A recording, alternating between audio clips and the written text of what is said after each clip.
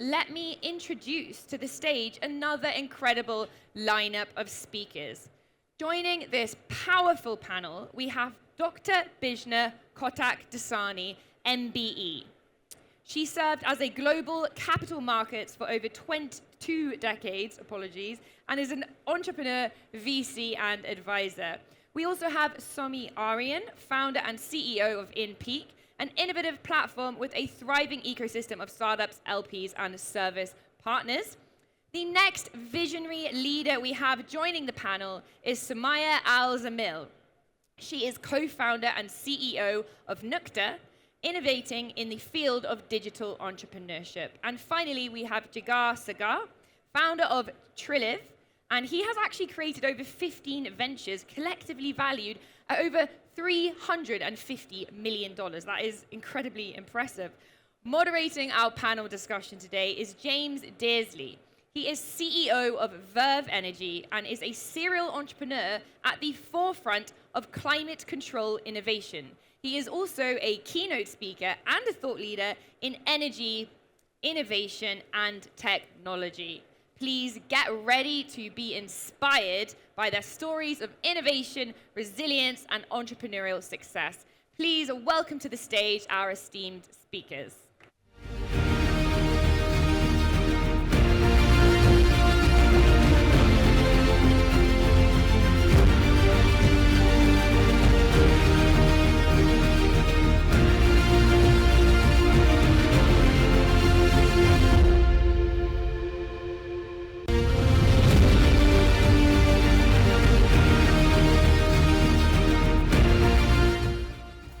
Okay, ladies and gentlemen, first and foremost, thank you very much for not running out that door after Stephen Bartlett. I've never seen such a rampage out of a building so quickly. That was a very humbling, because I was at the point asking all the photographers to take a photo very quickly when the room was so filled that we looked like the most popular panel of the entire week. But sadly, everyone's gone. But I'm hoping we're going to have a really interesting session, because I think this, for me, is actually a topic which I find particularly fascinating. Just out of interest, I mean, you'll see here it's called 0 to 1, which is a sort of a head tap to Peter Thiel's book of 0 to 1. Has anybody in the room read the book? If you can just raise your hands, just so I have an understanding of where we are. Okay, so 3 or 4 people.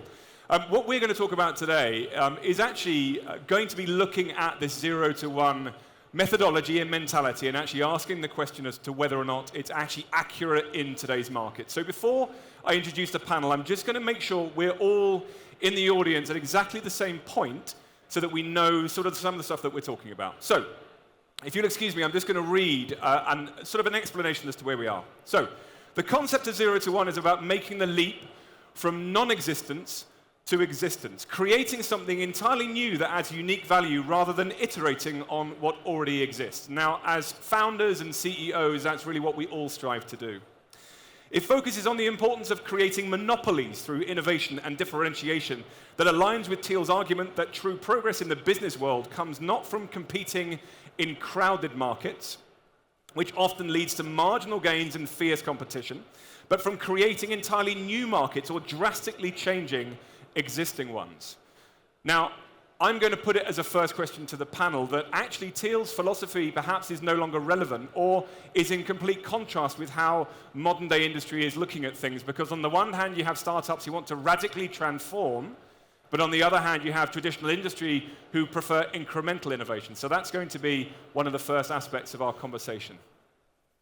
Anyway, before we go into that, I would like to introduce my esteemed panel, and if I could go from left to right in terms of introduction, could you just give the audience a 30-second overview as to exactly who you are? Sure, yeah. I'm a content creator, a filmmaker, podcaster. I'm currently making a documentary about the Saudi investment scene. So, I'm also the founder of a platform called InPeak. We have 800 VCs. They come in, they do masterclasses for startups. And we are also connecting LPs, VCs, startups, all that stuff. Fantastic. So there's Sumi and Sumaya, and I'm going to mix that up continually for the entire panel. Sumaya, your 30 seconds, please. Okay, I'm the co-founder of Nukta. in Nokta, we focus on customer retention, specifically for F&B sector. So we help them in understanding their customer, being closer to them by actually providing different solutions, loyalty program, online ordering, and customer analysis. Fantastic. And Jigar? Hi, I'm Jigar. I'm a serial entrepreneur, industry agnostic. What I love doing is going from 0 to 1 across the board, whether it's tech, traditional industries, marketing, but I live and breathe entrepreneurship ecosystems and want to create more and more ventures for that ecosystem. And Bijna? Thank you. So I've spent 20 years in global capital markets and left that to become an entrepreneur and a venture capitalist. So I have my own funds, and I'm also on the boards of and ICs of a group of funds in different parts of the world, ranging from 10 million to 5 billion. I focus on 4 key sectors. One is ESG, second is technology, third is sports innovation, and the fourth is fintech. And my company also provides venture partnerships. So we incubate, we help start VC funds, we do the operating administrations for them, and then we also help companies in those portfolios to cross-pollinate, scale, diversify, enter new markets. Fantastic. And Bijna's actually being very humble. Anybody else here from England? Any from England? Yes, I'm. Okay, Jules over there. So Jules, you'll understand. So Bijna's actually an MBE as well. Yeah. So I mean, really, a member of the British Empire is a fantastic accolade, which I think, obviously, thank you very much. Thank you. So I made the statement at the start, which actually I sort of being a little bit contentious, that Peter Thiel perhaps is of his time. Who am I to disagree with a fantastic, famous, multi-billionaire? But I would like to put it to the panel here. And Bijna, perhaps from your VC background, I can start with you in the sense that was he right in the sense that we all need to look at everything in 0 to 1 and we all have to be about monopolies and globalization and maximizing the profit? Or should we be looking at a little bit more sensible in today's market? Look, I think there's merit in the methodology, and like you, who am I to argue it? But what I would say is there has to be context applied, and I'm going to give you an example of an industry that has kind of emerged in the last 2 decades that is taking the world by storm. It's just fintech, right? Now, in my early banking days, it was a very much us and them mentality. The banks feared what was going to happen. They worried that their customers would be swallowed up by these new, exciting, sexy propositions that were fintech platforms because they were more agile, nimble. But then they also went through their own learnings, and it was very much an us and them mentality. Today, I mean, I can tell you the peak of investment in fintech from venture capital was $91 billion, and that was just 2 years ago. So in my view, what's happened now is that we've realized that technology, financial services, fintech, and all the other horizontals that they touch can coexist. And you end up with a bigger slice of a bigger pie where everyone can have a healthy existence. And for me, that is a much better outcome versus extremes in any form. And I think the fintech industry does that well. Equally, I'm now playing in the sports innovation sector, no pun intended. But my business partner there is a cricketer, and he always says, look, Bijna, you've got to apply the methodology of what happens on the field in business. And I think he's right. You can compete and you will only go so far. But if you collaborate, you go a lot further, a lot faster. And we also heard Stephen just talking about that, right? He said, hire the right people. The asset base of a company is not the product or the service, it's the people, right? And I fully endorse that. So in my view, I think it's got to be contextualized, it's got to be relevant, perhaps for a period of time. But I think the bigger picture is you've got to have the ability to coexist, co-create, and accelerate. Okay, so what you're talking about there is the fact that whereas Peter is talking about monopolies and monopolization in the sense that you want to own a particular area and there is really one company will survive, what you're talking about is now more of a move to the sort of the terms that we're hearing where companies should be frenemies or co-opetition as perhaps more of a coexistence rather than a monopoly. And they're enablers, right? One enables another is what you're yes, talking one about. enables another. Today we see so many industries that have emerged in the last decade where if you were to take them out of their ecosystem, they wouldn't survive, right? They exist because the ecosystem exists. Okay, so let me put this in, and I'm going to come down the line a little bit. Jigar, you said in the introduction that you love the 0 to 1 element. So is that in contradiction, really, to what we were just hearing, which is, it's actually going to be a problem for you, right? Because you want the 1. No, I don't think so. I think even to go from 0 to 1, there is a scope for collaboration. So when you're going from 0 to 1, all you're trying to do is effectively identify real-life problems out there and put a solution in place. Now, when you're putting that solution in place, that is your business model. That's your vision. How do I solve real-life problems? Put in a strategic plan to solve that problem becomes what you're going to be executing. Are you going to be able to do everything yourself? Are you going to be able to hire the people to do everything yourselves? Probably not. And I quite like what Stephen was saying, actually, that it's when you're asking the how, you should be talking about the who. Yes. Very good. So it's always about who is going to be playing that role, and that who can come from a collaboration as well. Okay, actually, perhaps while I go on to Samaya, we could just fix your microphone a little bit. Okay, is that all right? Yeah. So, Samaya, what I'd like to put to you really here is that when we were talking there about globalization and monopolization, they're generally intrinsically linked, which is you can't have one without the other. Yeah. We were talking earlier on about the fact that perhaps in today's market, it doesn't have to be like that. So perhaps could you share with us a little bit of experience about your sort of more localized market around Saudi Arabia? Sure. So I've read the book maybe a few years ago when I first started the first business, Intercodes, and I remember that I resonated a lot with and it was insightful, a lot of things that he mentioned and the frameworks that he built, which is related to innovation, the team that you have. But in regards to being global, I think sometimes you need to understand the local markets and what they need and adapt to that. Sometimes the culture is different when we move global, and that could set you back. So you need to focus in your area, understand the local market before you think of growing. So I think instead of rapid growth, maybe grow wise first. That's what I think. Okay, interesting. So grow wise first rather than grow broad in that sense. And interestingly, you touch upon a point that was in an earlier discussion with the managing partner from Beacon Capital, who was talking about the fact that she's very good in terms of a global vision, but actually when it came to a localization, she wasn't an expert on that, and she was looking for companies that really understood the sort of the center of their locality.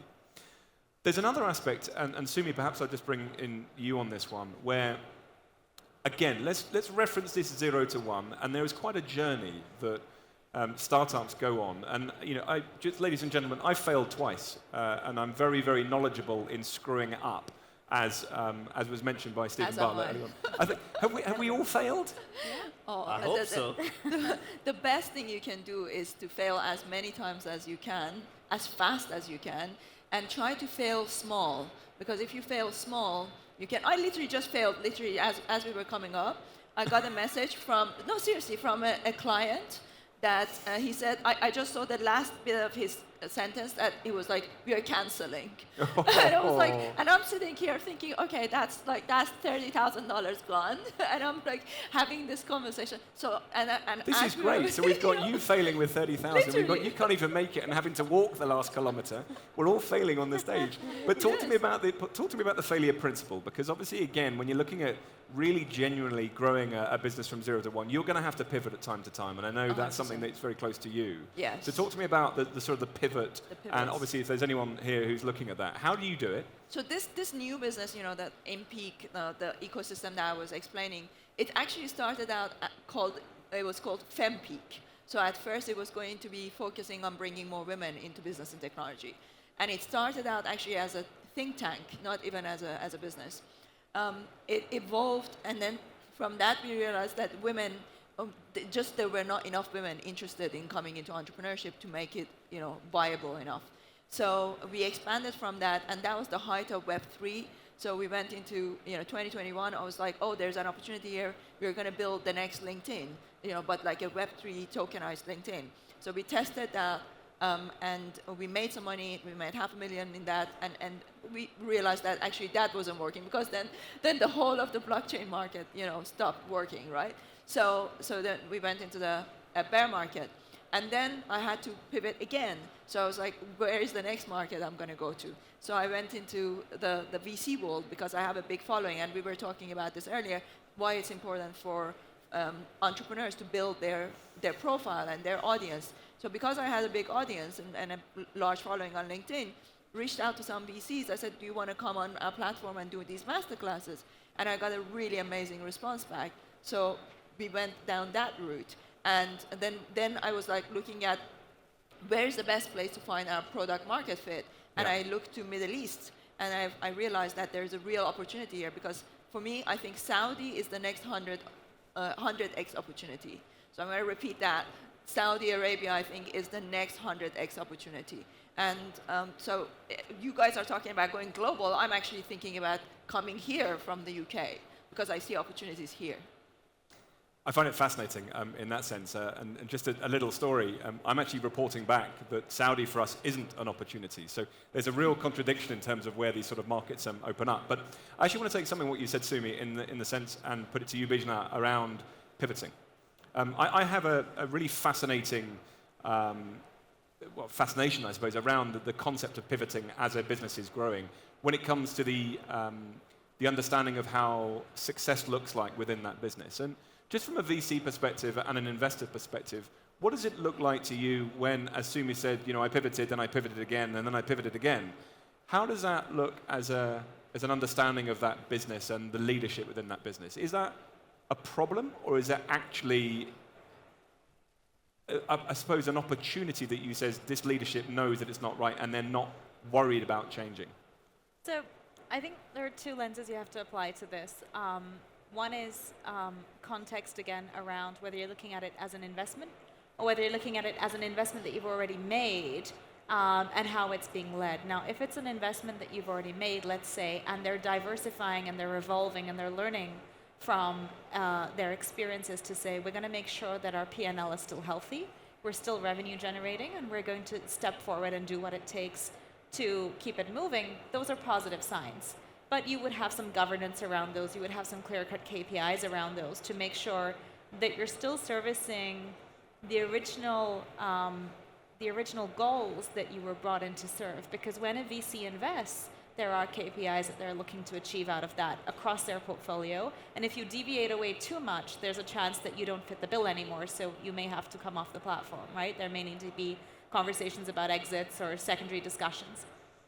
The other side is if you are in this state and you're applying for VC funding, I think today we're in a very different environment than we were a few years ago. In fact, we were discussing backstage that VC funding at the end of last year was at a low that it's not seen since Q4 of 2016.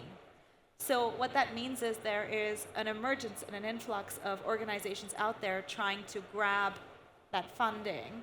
The competition is high, and so therefore the bar is also raised. So now, I'm with half a dozen funds and also supporting a bunch of other funds in the background. Regardless of sector, industry, geography, what I'm seeing is people really scrutinizing the leadership, scrutinizing the why behind decision making, scrutinizing what has happened with capital that's been raised to that point, how it's been utilized. Has it been sense and sensibility? Has it been impact of market like pandemic, other kind of situations that are out of your gift? And do you really think that the product or the service that's being offered is going to be in demand a few years from now? So we had someone who was putting a little less than £1 million, small amount, into what was a AI company on the surface of it a few weeks ago. And my technology lead stepped in and said, I don't think that's a viable investment. And we said, why? Everything makes sense on the surface basis, his analysis, to get through the first stage. And he said, no, this is something that exists for here and now, but in 2.5 years, it's not going to be valid anymore. It'll be swallowed up by the competition in the ecosystem. So I think also VCs are doing that. We're seeing a lot more tickets being issued for seed stage, but anything beyond that is taking a lot more time. The due diligence processes have really become tighter, and I think there's good reason as to why. Definitely. I mean, I think it's universally accepted that the investment market has tightened in every single way. Interestingly, I think the opportunities last year were smaller tickets, but more tickets in certain industries that were coming out. So, ladies and gentlemen, I've got 2 more questions. I'm going to ask one now. I've got precisely 7 minutes on the clock, and I do not want to get told off by Jules for running over, because I don't like that. Sorry, Jules, I promise you we'll be finished in 6 minutes and 50 seconds now. So I'm going to ask one question, then I'm going to put it to the floor. And if you guys would like to ask a question, I'm actually going to reserve my final question, because I'd like to get some insights from the floor. I'd like to put this to Samaya and to Jigar about team. Stephen Bartlett was very, very clear about team being absolutely instrumental in terms of taking that business on, and obviously far further than what he's capable of doing. Samaya, perhaps I can start with you. In terms of team, and perhaps we add in culture into that question as well, how have you found it in terms of growing your business from where you are now, and how do you find that you find the right people, as Stephen was saying? Oh, is there a question on that? I'll tell you what, Jigar, we'll come to you. Yeah. Could you just check the sound for me, just on Samaya? That'd be great. Jigar, you start. I think it's a very valid question, because in today's time, even though funding is on the low, but there is no dearth of funds, there's definitely a dearth on a challenge identifying the right talent, especially when you're trying to bring in talent that believes in your vision and has that same passion and drive. Putting a team together that can complement each other, putting a team together that behaves with a mindset of leadership and not of management, a team which is actually going to drive the business towards sustainable success. So even though they may be employees at the start, they have the buy-in and they are operating like the business owners. That's what you find really hard to identify. Yeah. And I think that's what businesses struggle with. But if you can create a formula of credibility and success stories around yourself, you become like an entrepreneurial magnet, wherein the right talent will want to work with you. They will come to you, and then it's all about you having that ability to analyze individuals and their skill sets, and to probably be more like a jeweler who can see where the diamond is in the haystack, right? Yeah, I really like what you said there about preparing people for leadership, not management. I think there's a real big distinction in terms of the sorts of people that you would employ. Samaya, I think your microphone's now working. So. Is it working? I didn't. Yeah, There it's you working. go. There we go. Okay, great. So how do we build the best team? So I think this is the most important part of any startup. First of all, I'm happy that I'm seeing part of my team here. So the main thing of the team is to actually share your culture and your value. If they don't share your value, it's not actually easy to grow and scale with them. So that's the first thing we do in the interview. We make sure that they have the integrity, they share the same value that we have, and that at the same time, they can complement us. Me and my co-founders come from technical background, so we make sure that we have teams from the F&B sector so they can actually understand what's happening in the market. Yeah. So overall, having the best team, the visionary that you can see them growing with you and hopefully going and expand in the next level, this is the main thing in building a team. Yeah, 100%. I've also found that being very open and very transparent with your team members, Exactly. and you said it at the end there, taking them on the journey with you. Exactly. Being, I think that allowing that growth is fundamentally important. Ladies and gentlemen, we have 3 minutes left. And like I said, I have one question, but I'd like to put it out and see if there's a question that we can take from the floor. Has anyone, if you can raise your hand, got a question for us? And we'll madly run around with a microphone. We have a lady on the front. Have we got a microphone we can just deliver? Oh, we could have been preempted. You've got 2 minutes and 55 seconds because... Go on, and I'll shout it out for you.